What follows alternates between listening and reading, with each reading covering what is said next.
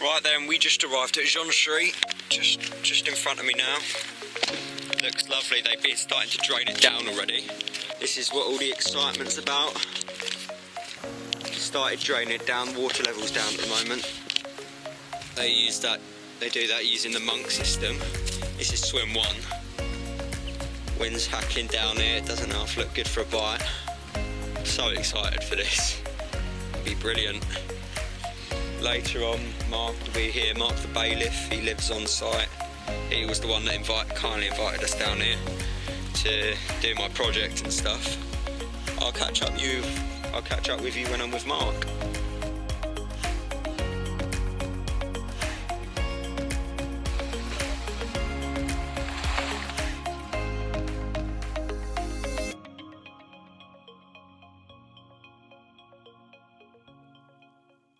In August 2019, me and my dad travelled down through France to the incredible jonchery carp fishing complex where we would be bivvying up and fishing for the week. We had been there once before, the previous year, where we had fallen in love with the big scaly carp, the stunning scenery and the wildlife. So without question, we were very excited to get there and start fishing again. We met with Mark, who is the bailiff, and also the fishery manager, and he showed us to our swim. We got talking about how they maintain the lake and look after the fish, which changed the subject of our conversation to fish farming and netting. I told Mark I was very interested in carp and fish farming and that I wanted to go to college to learn about it. He then asked if I was interested in travelling back later on in the year to stay for a week on the fish farm as work experience. So not only now did I have the week's fishing to look forward to, but netting and learning about fish farming in the winter as well. Please enjoy the rest of the video and hopefully you'll get to understand my passion for carp.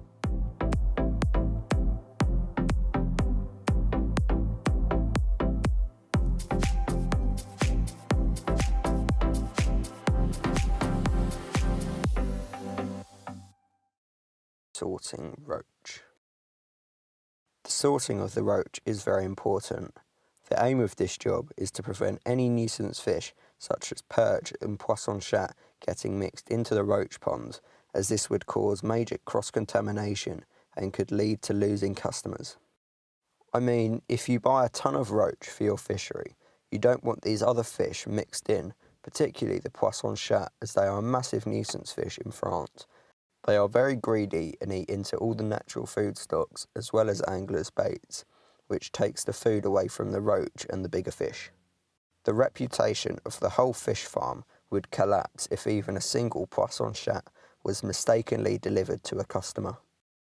This is why there are so many people carefully scanning the fish as they move down the table and making sure they grab them out before they tumble over the edge into the bucket. And to be 100% certain, the fish are put down the table again before being tipped into the roach stock pond.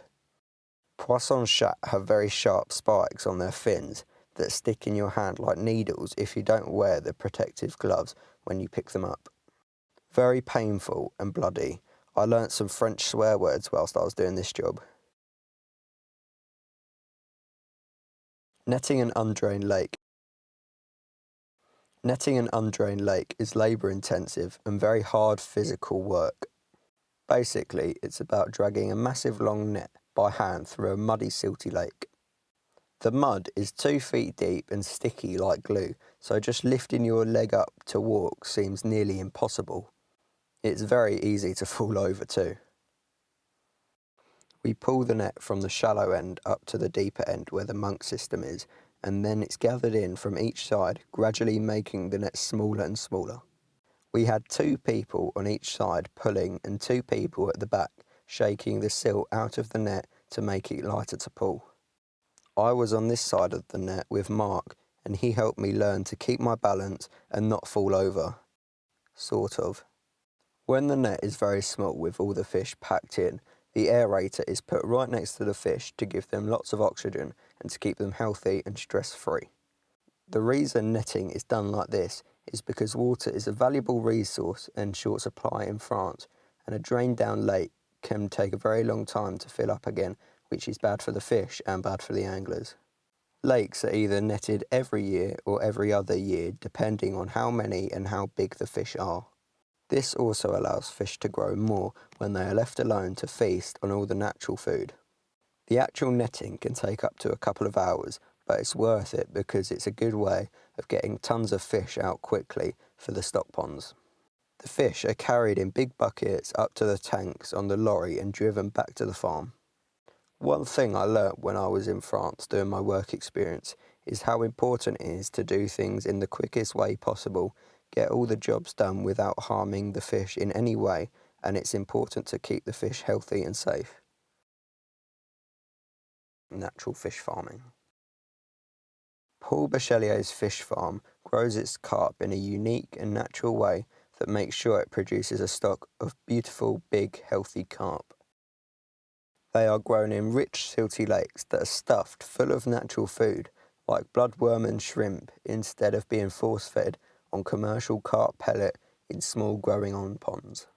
He puts young small fish from his fisheries into big lakes like these that are either owned by the farm or owned by surrounding villages that allow the fish to be stocked and grown for a share of the profit when they are sold. The use of these lakes without big rent helps the cash flow of the business and also gives money back to the local community. The natural food diet makes the fish grow very quickly, strong and healthy, which increases their value and contributes a big percentage of the profitable income of the overall business. Stock ponds. These are 12 small, freshly oxygenated stock ponds where the fish are temporarily held after netting and sorting in the winter. Each pond has a consistent flow of clean oxygenated water which is diverted through a pipe from a natural stream that flows out of the massive Lac de Temple reservoir. Each species has its own pond which is perfect for easy selection when getting customer orders ready, whether it's just for a few individual fish or a few thousand kilos. They are either netted out of the ponds or the pond is drained down through the monk system and the fish are hand-picked for the customer. They are then loaded into big tanks on the lorries in the quickest and safest way for the fish. The ponds take a lot of time and effort to maintain. A working day for the fish farmers starts at around 6:30 in the morning and finishes around 4:30.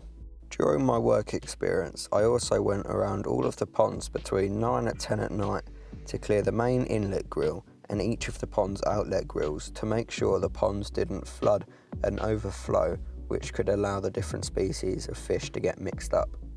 There are lots of different maintenance jobs to do around the fish farm, including cleaning all of the grills, scooping any dead fish out of the roach ponds, making and repairing the gravel tracks around the ponds so the lorries can get close for loading, and repairing any leaks in the stock ponds with gravel and clay. These jobs have to be done on a regular basis to ensure the farm is operating successfully.